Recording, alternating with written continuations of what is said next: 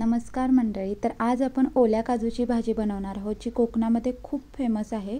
आता नुकते काजू यायला सुरुवात झालेत मार्केटमध्ये. तर मी गेले होते तर काकूंनी आयते सोलूनच ठेवले होते विकण्यासाठी. म्हणजे जे वरचं हिरवं कवर असतं ते काढून डायरेक्टली ठेवले होते. तर ते हिरवं कवर काढणं हा मोठा खूप टास्क असतो. त्याची जी व्हिडिओ आहे ती मी नक्की शेअर करायला ट्राय करेन जेव्हा गावी जाईन तेव्हा. तोपर्यंत आपण जे आयते काजू आहेत त्याची भाजी करूया. तर वाटण्यासाठी मी इथे खोबरं घेतलेलं आहे अर्धी वाटी, काही तुकडे काजू घेतलेले आहेत आणि खडे मसाल्यामध्ये लवंग, मिरी, दालचिनी, एक चक्रफूल आणि तमालपत्र घेतलं आहे. जे ओले काजू होते ते घेतलेत मी इथे. सोबतच कोथिंबीर, आलं, लसूण, 2 कांदे आणि एक छोटा टोमॅटो घेतला आहे. तर सर्वात आधी आपल्याला इथे पाणी गरम करायला ठेवायचं आहे. म्हणजे साधारण 2 कपसारखं पाणी असेल. म्हणजे जे ओले काजू आहेत ते बुडतील एवढं पाणी आपण इथे गरम करून घ्यायचं आहे. जास्त उकळवायचं नाही, पण चांगलं असं गरम झालं पाहिजे. तर एका साईडला पाणी गरम होतं आहे तोपर्यंत आपण चॉपिंग करून घेऊया. तिथे मीडियम साईजचा जो छोटा रसरशीत पिकलेला टोमॅटो आहे तो मी ते घेतला आणि त्याला बारीक चिरून घेतला आहे. थोडा मोठा चिरला तरी चालेल, कारण आपण याला वाटणामध्ये यूज करणार आहोत. तो नंतर बारीकच होणार, त्यामुळे खूप बारीक चिरायला पाहिजे असं काही नाही. आणि सोबतच मी इथे कांदे 2 घेतले. त्यातला एक कांदा आहे तो स्लाईजमध्ये कट करणार मी, आणि एक कांदा असाच ठेवला आहे, तो नंतर कट करून घेईन बारीक, कारण तो मी फोडणीमध्ये वापरणार आहे. कांदा इथे स्लाईजमध्ये कट करून झाला आहे. एक पाव इंचासारखं आलं घेतलं आहे मी, त्यालाही छोटे छोटे पीसमध्ये कट केलं आहे, म्हणजे ते फोडणीमध्ये म्हणजे वाटणामध्ये छान असं भाजलं जातं. सोबतच 4 ते 5 लसणीच्या पाकळ्या सोलून घेतल्या आहेत. आपली वाटणाची इथे सगळी तयारी झाली. एका साईडला पाणीसुद्धा आहे, ते छान गरम झालं आहे. उकळवायचं नाही आहे, फक्त त्याला अशी कडक वाफ आली पाहिजे इथपर्यंत गरम करायचं आहे. आणि जे आपण काजू एका बाउलमध्ये काढून ठेवले होते त्याच्यामध्ये हे ओतायचं आहे, कारण गरम पाण्यामध्ये काजूंना डुबवत घातलं की वरची जी साल आहे पांढऱ्या कलरची म्हणजे ब्राऊन कलरची ती इझिली निघते. 1-2 मिनिट पाण्यामध्ये डुबवत ठेवायचं आणि मग सालं काढायला घ्यायची आहेत. तर तुम्ही बघू शकता एकदम इझिली सालं निघतात. ही पाण्यामध्ये चांगली डुबवत ठेवायची 1-2 मिनिट, म्हणजे इझिली निघतात. आणि आतमध्ये मस्त असा पांढरा गर निघतो, कारण जो चॉकलेटी भाग आहे आणि वरचा जो भाग आहे त्याच्यामध्ये बऱ्यापैकी डिंकाचं प्रमाण असतं आणि मग आपल्या घशाला खाज येण्याची शक्यता असते. म्हणून जी वरची साल आहे ती अशी काढून घ्यायची. तर बघू शकता किती छान पांढरा शुभ्र असा गर मिळालेला आहे. अशाच पद्धतीने मी ते सगळे काजू सोलून घेतलेत. काही हिरवट कलरचे आहेत ते खूप कोवळे आहेत, त्यांची चव ही खूप छान लागते. आणि जे पांढऱ्या कलरचे टपोरे आहेत ते बऱ्यापैकी तयार झालेत. तर सगळे काजू आहेत ते मी छान असे सोलून घेतलेत. आणि आता आपण फोडणीची वाटणाची तयारी करूया. तर मी एक पॅन घेतलं आहे, गॅस लावून त्याच्यामध्ये अगदी चमचाभर तेल घातलं आहे आणि तेल चांगलं गरम होऊ द्यायचं. चांगलं पॅनमध्ये सगळ्या बाजून पसरवून घ्यायचं आणि छान तेल गरम झालं की गॅस बारीक करायचा. आणि मग आपण जे खडे मसाले घेतले होते त्यातलं तमालपत्र बाजूला ठेवायचं आणि बाकीचे जे मसाले आहेत ते तेलामध्ये घालायचे. 30 सेकंद चांगले असे परतले की मग आपल्याला त्याच्यामध्ये आलं लसूण घालायचं आहे. आलं लसूण ही 30 सेकंद चांगलं परतून घ्यायचं आणि मग आपल्याला याच्यामध्ये स्लाईसमध्ये कट केलेला कांदा घालायचा आहे. आता गॅस मीडियम करायचा आणि कांदा चांगला ट्रान्सपरंट होईपर्यंत, हलका कलर चेंज होईपर्यंत परतून घ्यायचा. कांदा चांगला भाजला तरच वाटणामध्ये तो छान लागतो. तर बघू शकता हलका कलर त्याचा चेंज झाला आहे. तर आता आपल्याला याच्यामध्ये टोमॅटो घालायचं आहे आणि टोमॅटो घातल्यानंतर लगेचच थोडंसं मीठ घालायचं, जेणेकरून टोमॅटो आहे तो चांगला मऊ व्हायला मदत होते. 1 ते 2 मिनिट टोमॅटो आहे तो छान असा परतून घ्यायचा, म्हणजे मस्त मऊ होतो. टोमॅटो छान मऊ झाला की आपण जो तुकडा काजू घेतला होता तो याच्यामध्ये घालायचा आहे आणि छान परतून घ्यायचा. तेलावरती छान काजू परतला की छान त्याचा फ्लेवर आहे तो भाजीमध्ये येतो. याने ग्रेव्ही आहे ती थिक पण होते आणि रिच पण होते, त्यामुळे आवर्जून घाला.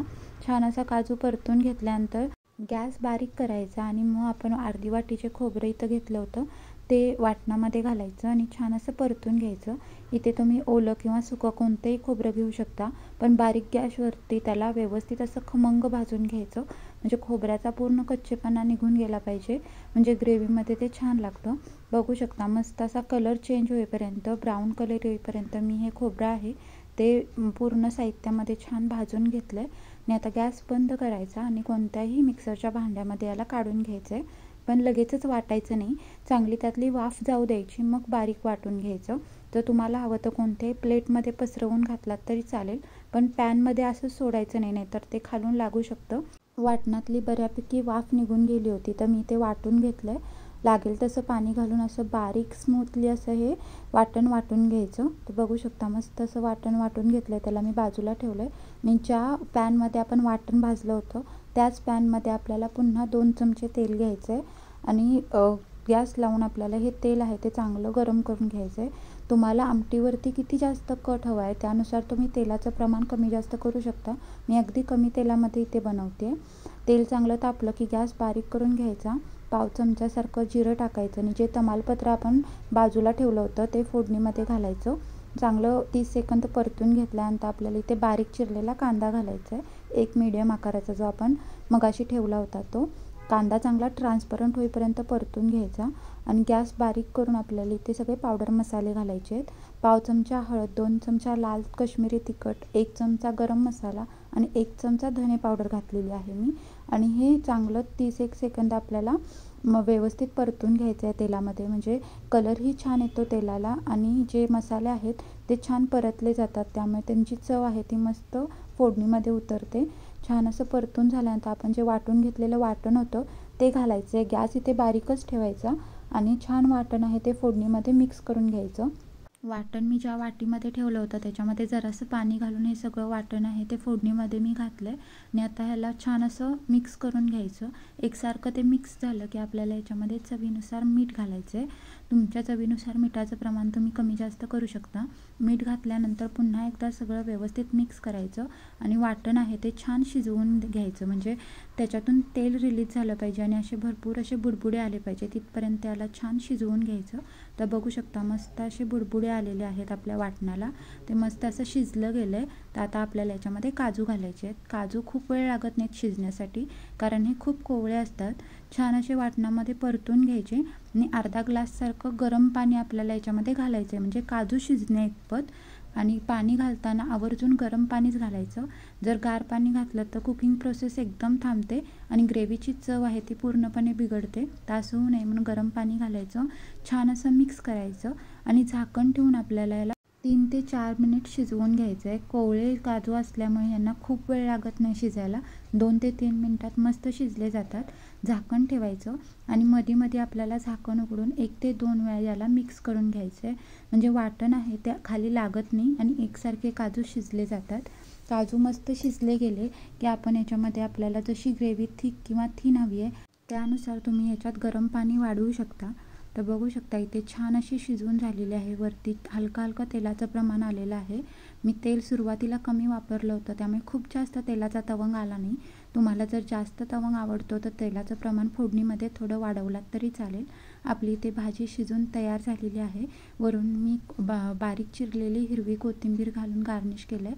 मस्त असं मिक्स करून घ्यायचं म्हणजे कोथिंबीरीचा फ्लेवर आहे तो सगळ्या ग्रेव्हीमध्ये छान उतरतो आणि आपली ही मस्त अशी ओल्या काजूची भाजी बनून तयार झालेली आहे जी सर्वांना आवडते.